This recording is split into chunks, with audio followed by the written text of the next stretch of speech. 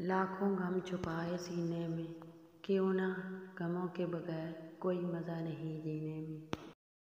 हाल मत पूछो ज़िंदगी का हमसे, हालात इस कदर गमगीन हैं कि उम्र जीने की है और शौक़ मरने का।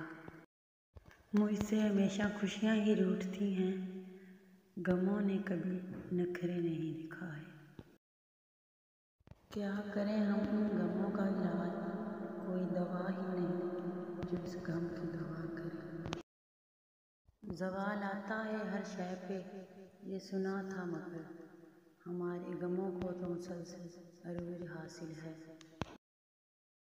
करते हैं याद अपनों को खुशी में हम, गम अकेले सहने की आदत हुई। गमों से दिल पत्थर सा हो गया है, अब गम ना मिले तो अच्छा नहीं लगता। एक गम ही तो चीज़ है जो साथ नहीं छोड़ता, वरना तो लोग बहाने ढूंढते हैं साथ छोड़ने का। ऐ दोस्त, गम से अच्छा इस दुनिया में कोई नहीं।